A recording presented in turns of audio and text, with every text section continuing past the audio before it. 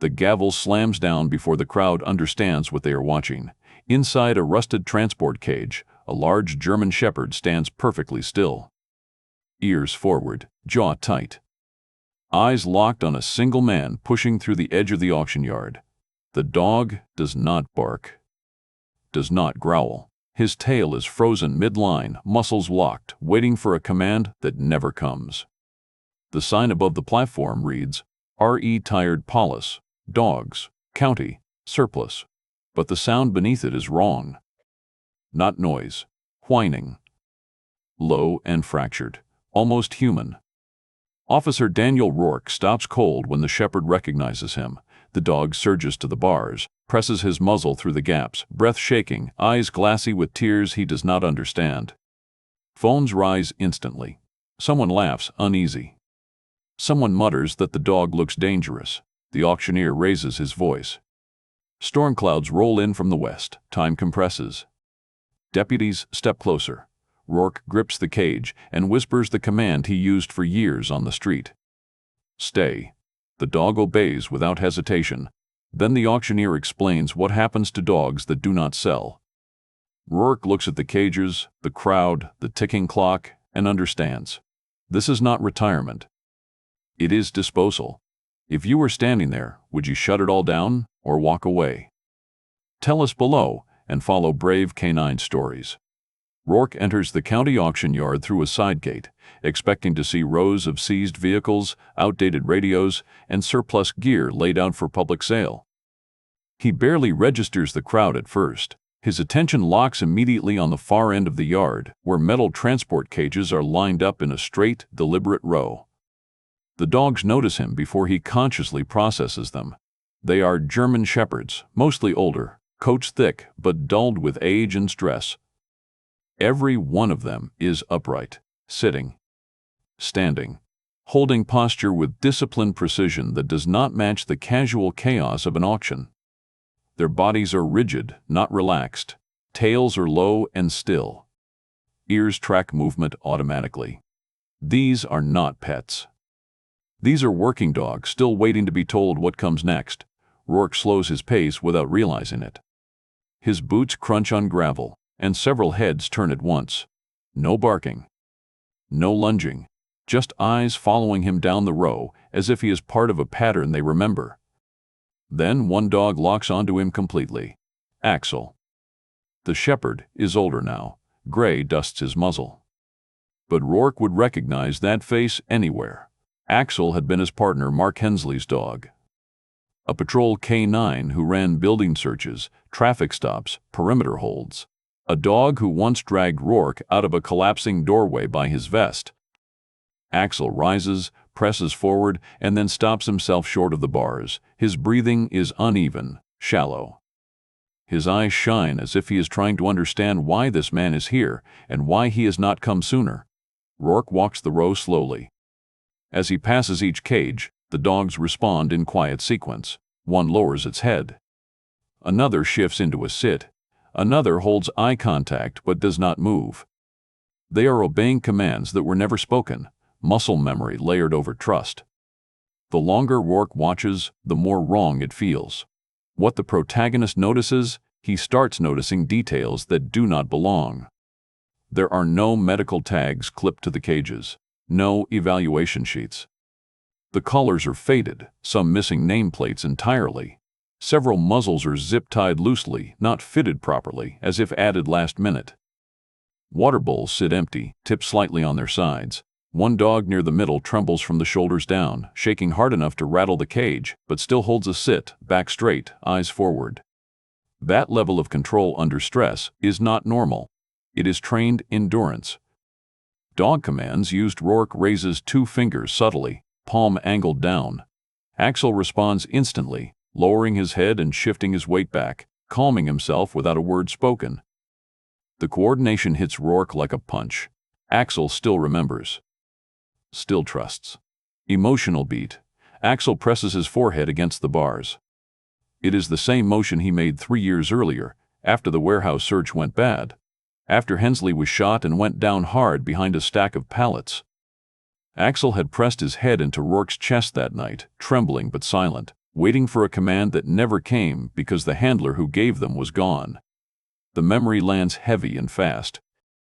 Rourke grips the cage to steady himself. Rising stakes. The auctioneer, Calvin Moore, steps up to the platform and begins reading rules in a flat, rehearsed voice. Final disposition. No returns. No disclosures beyond basic age and breed. Former handlers prohibited from reclaiming animals due to liability. Then the line that freezes Rourke in place. Medical records will remain sealed. That alone is enough to set alarms ringing. Standard canine retirement requires full disclosure. Health, behavior, history, transparency protects everyone. Moore keeps talking. Unsold animals will be transferred for processing. End. Beat. The word hits Rourke harder than shouting ever could. Processing. It is vague, clean, bureaucratic, and completely wrong. Rourke looks back down the row of cages, at dogs still holding posture, still waiting, and understands something fundamental has been broken here. This is not how service ends. And whatever processing means, it is not something these dogs were trained to survive. The first bid opens low. A man near the front snorts and nudges his friend, eyes flicking toward the row of cages. He says something about gray muzzles and used gear. Another bidder laughs and raises a paddle without looking at the dog. The gavel taps. Phones come up immediately, not to document the dogs, but to capture reactions. Someone says the dogs look unstable. Another voice, louder now, points at Axel and says, "That one's a lawsuit waiting to happen." Laughter ripples through the crowd, thin and uneasy, the kind that feeds on permission. A few people glance at Rourke to see how he reacts. He does not move. He keeps his hands at his sides, shoulders squared, eyes on Axel. The mockery escalates because no one stops it. One bidder asks whether bite history is included. Moore replies with a rehearsed line about risk disclosure being unnecessary for surplus assets. The word assets lands wrong. Several spectators shift their weight, uncomfortable, but no one challenges it. Crowd reaction. The crowd splits without formally dividing. On one side are the opportunists, leaning in, smelling a bargain, talking about training resale and private security work. They speak loudly, performatively, aware of the cameras around them. On the other side are people who came for curiosity and now find themselves trapped in something uglier. They lower their phones, whisper, look away. A woman near the back stares at Axel too long, then shakes her head and steps backward, as if she has seen something she cannot unsee. Antagonist testing boundaries, Calvin Moore senses the shift and steps into it. He turns toward Rourke with a tight smile and raises his voice so the microphones catch it. He says the officer appears to be personally involved and reminds everyone that emotional attachments are exactly why professionals are not allowed to interfere with disposal procedures. Disposal. Rourke meets Moore's gaze for the first time. The word has landed between them like a challenge. Moore keeps going, suggesting that Rourke's presence could be distressing the animals. He gestures toward Axel's cage, implying the dog's tension is proof of instability rather than captivity. A few people nod because the narrative is being handed to them clean and simple. Problem dog, problem handler. Clue planted. A bidder raises a hand and asks a simple question. Where were these dogs stationed? It is a normal question. One that should have an easy answer. Departments are public. Assignments are logged. Histories are part of value. Moore does not answer it. He deflects, saying operational details are restricted for security reasons. The excuse makes no sense in a retirement auction, and a few heads tilt. Phones adjust framing. Someone mutters that it sounds classified. Rourke stores the moment away. End beat. Axel shifts in his cage, a low sound slipping out of his chest before he can stop it. It is not a growl. Not a bark. A single strained whine that cuts through the noise of the crowd. Several people flinch. Rourke lifts 2 fingers without looking at him. Stay, he says quietly. Axel closes his mouth and stills instantly, posture returning to controlled calm. The change is immediate and undeniable. For the first time since the auction began, the crowd falls silent. Because discipline like that does not belong to a dangerous dog, and everyone watching knows it. Deputy Liam Keaton approaches from Rourke's blind side. He does not raise his voice. He does not posture. He stands close enough that the crowd cannot hear him, close enough that his badge and radio are the only things visible between them. Keaton's expression is tight, eyes flicking briefly toward the auction platform before returning to Rourke. "This isn't your lane," Keaton says under his breath. "You need to step back." Rourke does not look away from the cages. He asks Keaton when county policy changed. He asks why former handlers are barred. He asks why medical records are sealed. Keaton exhales slowly, like a man choosing words carefully. "Orders from above," he says. "This goes through the board. Sheriff signed off." That alone is not an answer. It is a wall. Keaton adds that Rourke's presence is being noted. That interference could be documented as disruption. That the auction needs to proceed on schedule due to weather and transport logistics. Rourke hears what is not being said. This is already approved. This is already moving. And anyone who stops it will be standing alone. Isolation attempt. Calvin Moore seizes the opening immediately. He announces over the microphone that all non-bidders and non-essential personnel must clear the active auction area. He looks directly at Rourke while he says it, smiling as if this is a courtesy rather than a removal. Deputies begin guiding people back with practiced efficiency. The crowd compresses. Rourke finds himself subtly edged away from the cages, his line of sight narrowing. Axel tracks him the entire time, ears forward, body rigid. Rourke steps back once, then stops. Moore raises his eyebrows. "Officer, I'm going to need you off the floor." Rourke asks Moore to clarify why. Moore responds that emotional involvement compromises process integrity, that the dogs are surplus assets, not active units, that there is no reason to delay. The words are polished. The intent is not. Small action that becomes evidence. Rourke reaches into his jacket and activates his phone. He does not announce it. He does not hold it up. He simply records. He asks Moore, calmly and clearly, whether medical evaluations are available to potential adopters or handlers. Moore laughs softly and shakes his head. "Medical files are irrelevant," Moore says. "These animals are no longer operational." The word irrelevant lands cleanly on the recording. Rourke follows up, asking if any dogs were injured during recent evaluations or demonstrations. Moore cuts him off and repeats that all disclosures required by county guidelines have been met. Keaton shifts uncomfortably beside them. Axel lets out a breathy huff, not a sound meant for warning but for release. Rourke raises a hand, palm down. Axel settles, chest still heaving but posture locked in place. End beat. A low rumble rolls across the yard. At first it sounds like distant traffic. Then the sky darkens another shade, and thunder breaks openly overhead. A few spectators glance upward. Someone checks their phone and mutters about incoming storms. Moore taps the microphone and announces accelerated bidding to avoid weather delays. Transport trucks idle near the gate, engines already running. Time is no longer theoretical. Rourke looks from the clouds to the cages to the trucks waiting to carry the dogs away. The system is no longer just pressuring him to leave, it is preparing to move without him. The man does not come from the crowd. He enters through the service gate near the transport trucks, walking with the confidence of someone who expects compliance. His jacket is clean, his boots polished, his posture practiced, no badge. No uniform, just a clipped badge holder on his belt that he never fully presents. He introduces himself to Calvin Moore quietly, but not quietly enough. "Risk management," he says. "Private security liaison." Moore's body language changes immediately. His shoulders loosen. His voice drops. He nods as if this man confirms something that has already been decided. The representative turns toward Rourke and speaks in a tone meant to sound reasonable. He says liability exposure is being created by Rourke's presence. That retired working dogs with unknown behavioral states pose a risk. That emotional agitation increases the chance of an incident. He suggests, politely, that if something happens, responsibility will fall on anyone who interfered with protocol. It is not a threat. It is worse. It is a warning, wrapped in professional language. Victim nearing breaking point?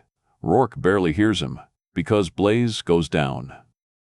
The shepherd 2 cages over from Axel staggers as if the ground has shifted beneath him. His legs buckle. He collapses onto his side hard enough that the cage rattles. A sharp intake of breath runs through the crowd. Blaze tries to get back up. He cannot. His chest heaves. His paws scrape uselessly against the metal floor. His eyes roll wide, whites showing, confusion and panic overtaking training. The sound that comes out of him is raw and unfiltered, the sound of an animal pushed past endurance. Someone in the crowd gasps. A phone drops. Rourke steps forward instinctively, heart hammering, every cell screaming to intervene. He calls Blaze's name, low and steady, trying to anchor him with sound alone. Moore moves faster. He steps between Rourke and the cages, raising a hand. He says medical intervention is not authorized. He says the dog is reacting to overstimulation. He says the situation is under control. It is not. Rourke's jaw tightens. His hands curl. He can feel the moment where restraint slips and consequence follows. Dog-controlled warning behavior. Axel rises. Not suddenly. Not explosively. He stands tall in his cage, hackles lifting along his shoulders, body angling subtly toward the men blocking Rourke's path. His eyes harden, not wild, but focused. Protective. A ripple of movement spreads through the dogs. Ears forward. Weight shifts. The crowd feels it before they understand it. A deputy's hand moves toward his sidearm and stops. Rourke does not raise his voice. "Axel," he says firmly. "Sit." Axel drops instantly, hackles settling, posture controlled and contained. The warning is withdrawn as cleanly as it appeared. The contrast is unmistakable.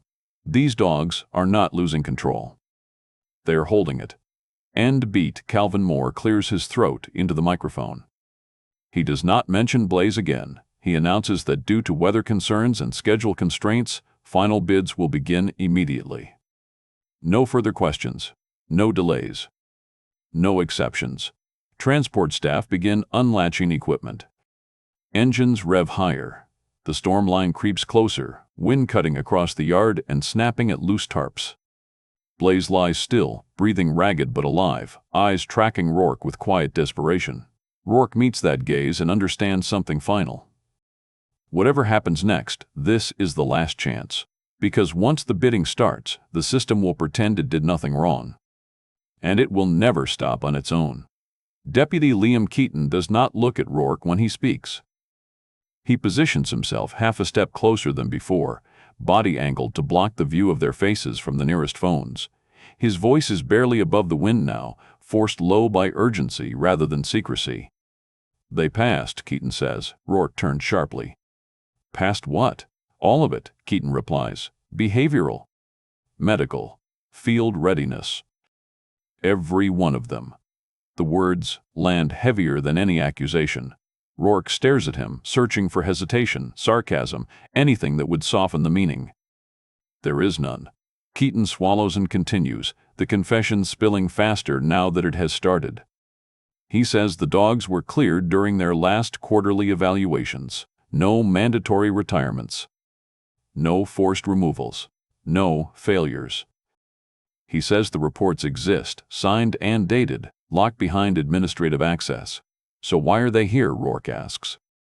Keaton's jaw tightens. He glances toward the private security representative speaking quietly with Moore near the platform. "New contract," Keaton says. "County board approved a replacement cycle. Younger dogs. Lower maintenance. Private supplier. Commission incentives tied to turnover." Rourke feels something cold spread through his chest. They were not retired. They were replaced. Keaton adds that the sheriff pushed back at first, that the funding threat came fast and quietly. Budget reductions. Equipment freezes. Staffing cuts. The kind of pressure that never makes it into public records. "The order came down," Keaton says. "Move them out. No reunifications. No disclosures." Quiet. Rourke looks at the dogs again. Axel watching him. Blaze still down. Others holding posture like statues carved out of obedience and hope. Antagonists feel stronger. The gavel strikes the wood sharply. Calvin Moore does not wait for the storm to close in further. He raises his voice, rolling straight into accelerated bidding, calling numbers faster than before. The cadence changes. There is urgency now, designed to overwhelm hesitation. The private security representative steps closer to the platform, arms folded, observing. Transport staff move into position. Cages are checked. Locks tested. Moore announces that the first dog will be opened for bidding immediately. No breaks, no medical checks. No discussion. The system is no longer hiding. It is rushing. Rourke realizes the truth alone is not enough. Knowledge does not stop machinery once it is moving. The process has momentum, paperwork, signatures, trucks waiting at the gate. The crowd reacts unevenly. Some people stiffen, sensing something wrong but unsure how to articulate it. Others lean forward, emboldened by speed, swept into the rhythm of bidding before doubt can take hold. Phones keep recording. But no one intervenes. End beat. The gavel comes down again. The sound echoes across the yard, sharp and final, cutting through the wind and distant thunder. Rourke watches Moore point toward the first cage. Axel's ears flick. His body tightens. The moment is no longer about uncovering the truth. It is about whether anyone is willing to stop what comes next. Because once the gavel falls again, the dogs will not be partners. They will be inventory. An inventory does not get a second chance. The bidding opens hard and fast. Numbers fly from the crowd in uneven bursts, voices overlapping as Moore drives the pace forward. The first cage is rolled closer to the platform. The transport truck idles at the gate, diesel rumbling like a countdown. Rourke feels the moment slipping. Blaze is still down. Axel is rigid. The others hold posture, but their breathing is louder now, faster, stress bleeding through discipline. This is what the system is counting on. Overload. Confusion. Momentum. Forced decision. Rourke steps onto the platform. He does not announce himself. He simply climbs the short set of stairs and turns to face the crowd, placing himself squarely between Moore and the cages. The microphones pick him up anyway. The yard goes still in confused waves. Moore snaps that the platform is restricted. Keaton stiffens. Deputies look at each other, unsure who should move first. Phones surge higher, framing the moment from every angle. Rourke's voice carries without shouting. He states his name, his rank, his years as a canine handler. He says the dogs have passed evaluations and were never decommissioned for cause. He says sealed medical records violate standard retirement protocol. He says processing is a euphemism that hides what happens next. Moore tries to interrupt. Rourke does not let him. Dog decisive skill. Axel's cage is unlatched for repositioning. For a half second, chaos threatens to break loose. A handler reaches in. Voices rise. The crowd leans forward, sensing spectacle. Rourke turns and gives a single command, heel. The door opens. Axel steps out smoothly and moves to Rourke's left side, body aligned, head up, ignoring shouting, movement, cameras, and rain beginning to fall. He heels perfectly across the platform, a living demonstration of control under pressure. Gasps ripple through the crowd. No one says dangerous now. Second clue, planted. Rourke looks directly at the deputies flanking the platform and speaks clearly. All body cameras stay on, he says. All footage is preserved. Any interruption will be documented. It is not a request. It is a procedural anchor. Several deputies glance at each other and subtly adjust their cameras, hands brushing the activation buttons.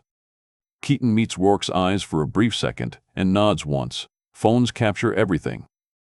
End beat. Moore signals sharply with 2 fingers. Deputies move. They step toward the platform, not aggressively, but decisively, hands open, expressions firm. The message is clear. Rourke has crossed from observer to obstruction. Axel does not move unless commanded. He stands at heel, muscles coiled, eyes tracking every approach, waiting. The storm breaks fully overhead. Rain slams down, turning dust to mud, blurring edges, amplifying sound. The crowd compresses backward under the downpour, but no one leaves. Rourke knows the next few seconds will decide everything, because once deputies put hands on him, this stops being about an auction. It becomes a confrontation, and confrontations do not end without someone losing something. Calvin Moore makes a sharp slicing motion with his hand. "Remove the cages," he says. The order is not broadcast through the microphone. It is directed at the transport crew clustered near the trucks. They hesitate for half a second, eyes flicking between Moore, the deputies, and the crowd. Then training and paycheck win out. They move. Chains rattle. Wheels roll. The first cage is pulled away from the line. Rourke feels something settle in his chest, cold and final. This is no longer procedural pressure. This is extraction. He steps forward, rain soaking his jacket, voice cutting through the noise. "Stop," he says. Moore ignores him. Protagonist commits. Rourke raises his voice for the first time. "I'll take every retired police dog." The words land heavy, carried by microphones and phones and rain. The crowd stills, unsure if they heard correctly. "All of them," Rourke repeats. "Every dog in this yard. Right now." Moore laughs once, sharp and disbelieving. He says it is impossible. He cites liability, cost, housing, approvals. He says Rourke has no authority. Rourke answers calmly. "These dogs are bonded units," he says. "Separating them violates welfare standards. I am assuming full responsibility." It is not bravado. It is commitment. The private security representative steps forward, warning that such a claim carries legal consequences. Moore adds that refusing the auction process constitutes interference. Rourke does not argue. He looks at the dogs instead. Dog active but controlled axle moves. He steps forward from heel and positions himself directly between Rourke and the approaching deputies, body angled, stance wide, head level. Not aggressive, protective. A barrier made of discipline and loyalty. Rourke places a hand lightly on Axel's back. "Hold," he says. Axel freezes in place, eyes forward, breathing steady, a living shield that never bares teeth or breaks control. The deputies stop. No one wants to be the first to escalate past that line, not with cameras rolling and a storm washing the scene clean. End beat. The wail of sirens cuts through the rain, distant at first, then closer. Red and blue reflections flicker faintly against the wet metal of the cages and the glossy coats of the dogs. Moore turns sharply toward the road. The private security representative steps back, reassessing. Deputies adjust their stance, no longer certain who is arriving or why. Rourke keeps his hand on Axel and his eyes on the line of cages being dragged away. Whatever help is coming, it is not here yet. And if it arrives too late, there will be nothing left to save. The sirens resolve into shape through the rain. Two unmarked vehicles pull past the auction gate and stop hard, lights flashing but no sirens blaring now. Doors open immediately. The timing is precise, not reactive. This is not a disturbance call. A woman steps out first. She wears a dark raincoat over a plain suit, badge clipped high, posture controlled, and unmistakably official. She does not hurry. She does not scan for danger. She walks straight toward the platform, as if she already knows where she is going. "Internal Affairs," she says clearly, voice carrying without amplification. "Agent Rebecca Sloan." The yard freezes. Deputies instinctively straighten. Phones tilt to catch her face. Calvin Moore's expression drains of color in real time. Sloan stops at the edge of the platform and looks directly at Rourke. "We received a whistleblower report this morning," she says. "Multiple, actually. Alleging forced retirements, sealed medical records, falsified evaluations, and improper disposal of service animals." She turns slightly, eyes cutting to Moore. "We also received confirmation that this auction proceeded despite those reports." Procedural realism, Sloan signals once. Two uniformed officers move in behind Moore, hands visible, positioning without drama. Another agent approaches the transport crew and orders all vehicle movement halted. Engines shut down one by one. Sloan asks Moore for documentation authorizing sealed records. Moore stammers, referencing county directives. Sloan asks for written orders. He has none on him. She asks for evaluation reports. Moore says they are classified. Sloan corrects him calmly, stating that canine medical and behavioral evaluations are not classified under any county or federal statute. The crowd murmurs now, louder, sharper. Phones zoom in. Sloan turns back to Rourke. You recorded statements today, she says. Yes, Rourke replies. And requested body cam preservation. Yes. She nods. Good. Dog action. Sloan's gaze shifts to Axel. She studies the dog for a long moment, noting posture, breathing, focus. Then she asks Rourke a question that cuts through everything. Officer, were these dogs recently exposed to narcotics or chemical agents outside approved training? Rourke's jaw tightens. He glances at Keaton, who looks away. I believe so, Rourke says. Sloan nods once. Show me.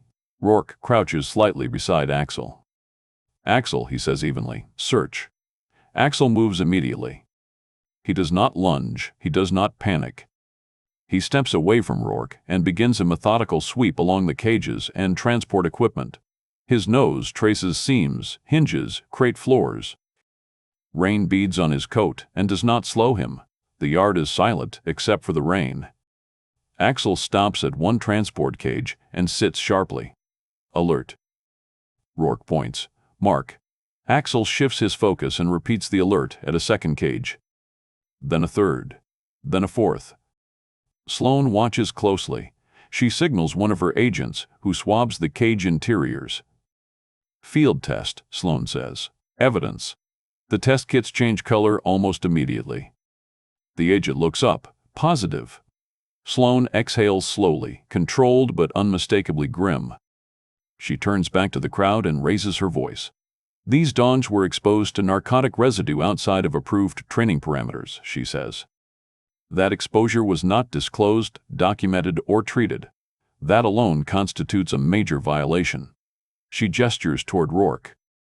We have recordings of auction staff dismissing medical relevance, witnesses to forced removal procedures, and evaluation reports confirming these dogs passed service standards. She looks directly at Moore again.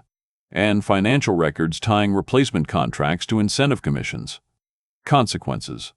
The uniformed officers place Moore in custody, not roughly, not theatrically, but unmistakably. His protests die quickly under the weight of procedure. The private security representative backs away and is stopped before he reaches the gate. Sloan turns back to the crowd. This auction is shut down effective immediately, she announces. All dogs are to remain on-site pending transfer under internal affairs supervision. A wave moves through the yard, not cheers, not applause, relief. Some people lower their phones. Others wipe rain from their faces without realizing they are crying. Emotional respect moment. Cage doors are opened one by one. The dogs step out slowly, unsure at first, muscles tight, scanning for cues.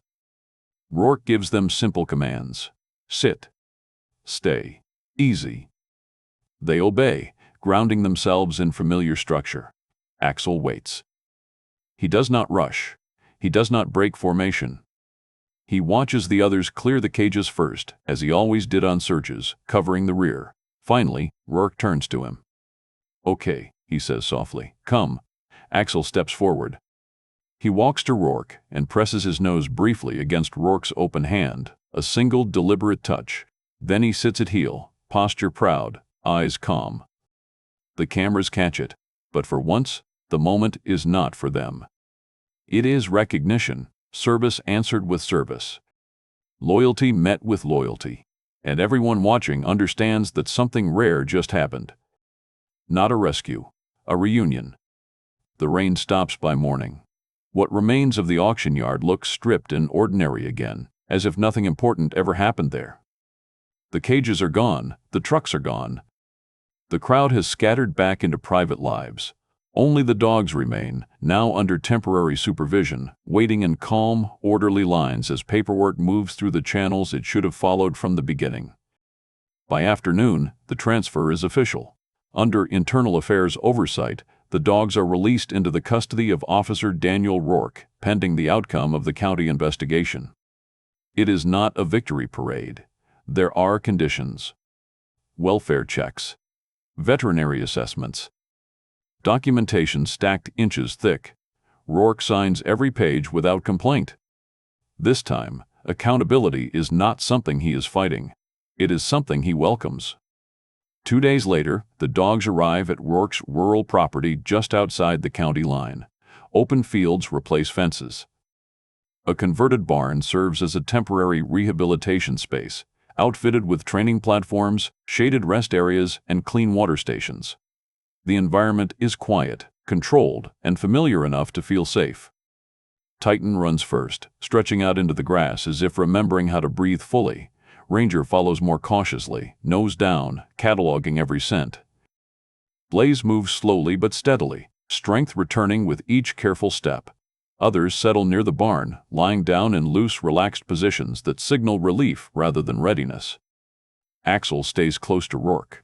Quiet moment. That evening, as the light softens and the property grows still, Rourke kneels beside Axel near the fence line. He removes a small object from his pocket, wrapped carefully in cloth. It is Mark Hensley's old K9 badge. Hensley had pressed it into Rourke's hand after training years ago, half joking, telling him to hold on to it until someone earned it. After the warehouse incident, the badge became something heavier, something unfinished. Rourke unclasps Axel's collar and slides the badge onto the ring. Axel does not move. He sits perfectly still as the metal settles against his chest, then lifts his head and meets Rourke's eyes. There is no command given. No expectation placed. Just understanding. Rourke rests his forehead briefly against Axel's. For the first time in years, the promise feels complete. Final moral line. Loyalty is not what dogs owe us, it is what we owe them.